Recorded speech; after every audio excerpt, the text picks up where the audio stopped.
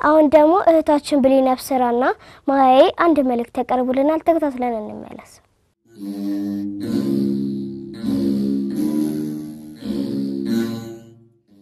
በስመ አብ ወወልድ ወመንፈስ ቅዱስ አሐዱ አምላክ አሜን።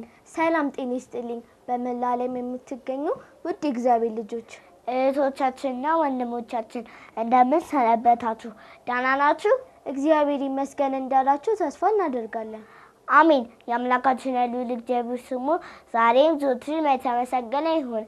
እንኳን ለሶስተኛው የዐቢይ ጾም ሳምንት ለምኩራብ በሰላም አደረሳችሁ አደረሰን። ውድ እግዚአብሔር ልጆች በባለፈው ሳምንት ስለ እግዚአብሔር አምላክነትና ፈጣሪነት መጽሐፍ ቅዱስ ውስጥ ማስረጃ በመጥቀስ በዝርዝር ነግረናችሁ ነበር። ለዛሬ ደግሞ እግዚአብሔር አምላካችን ሰውን አክብሮ ስለመፍጠሩ በዝርዝር ነግራችኋለን። እሺ እግዚአብሔር አምላካችን 22 ፍጥረታትን ፈጥሯል። ለወደፊቱ መቼ እንደፈጠራቸውና ለማን እንደሆኑ እንነግራችኋለን። እህቴ ማይ 21 ፍጥረታት እንዴት እንደፈጠራቸው ንገሪኝ እስኪ። መልካም። 7ቱን ባልዩ ማለትም በማሰብ ሲሆን 14ቱን ደግሞ በነቢይ ማለትም በቃሉ በመናገር እንፈጠራቸው። 22ኛው ፍጥረት አዳምን ደግሞ በገቢር ማለትም በመስራት ፈጥሮታል። ለዚህም ባለፈው ስለ ፈጣሪነቱ ስንነግራችሁ እግዚአብሔር ሰውን በመልኩ ፈጠረው፣ በእግዚአብሔር መልክ አድርጎ ፈጠረው፣ ወንድና ሴት አድርጎ ፈጠራቸው ብለናችሁ ነበር።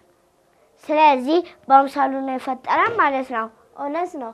መጽሐፍ ቅዱስ ውስጥም ሰውን በመልካችን እንደምሳሌያችን እንፍጠር ይላል። ይህ ማለት ልጆች እንደርሱ ሕያው ነባቢና ልባዊ አድርጎ ማሳወቁን ያሳየናል። ሰው ሕያው ነው ስንል ለዘላለም ከእግዚአብሔር ጋር የሚኖር ነው ማለታችን ነው። ሰው ነባቢ ነው ስንል ደግሞ ቃል አለውና ይናገራል፣ ሐሳቡን የሚገልጻል ማለታችን ነው። እንዲሁም ሰው ልባዊ ነው ስንል አስተዋይ ልቡናና አገናዛቢ አእምሮ አለው ማለታችን ነው። እህቴ ማይ ከዚህ ምን ተረዳሽ? እግዚአብሔር የሰው ልጅን በመልኩ እንደምሳሌው በግብር በእጁ ከምድር አፈር አበጅቶ የሕይወትን እስትንፋስ በመስጠት ክብር አድርጎ እንደፈጠረ ተረድቻለሁ። አንቺስ ቢሉ? እኔም አንቺ ካልሽው በተጨማሪ ከሌሎች ፍጥረታት ይልቅ ሰውን አልቆና ክብሮ እንደፈጠረው ተረድቻለሁ። ልጆችን ከዚህ በላይ እንደተረዱት ተስፋ እናደርጋለን። የዛሬን በዚህ እናብቃ።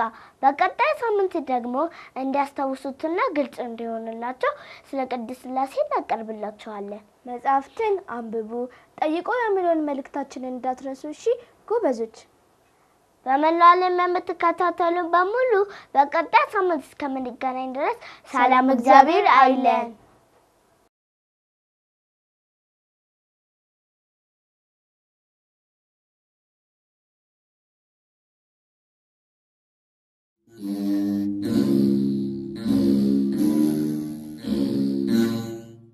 ከመልእክቱ ተመልሰናል። መልእክቱን ለቀረበችልን ለእህታችን ማያዬ ብሌንና ማያዬ ቃሎት ያሰማልን። አሜን።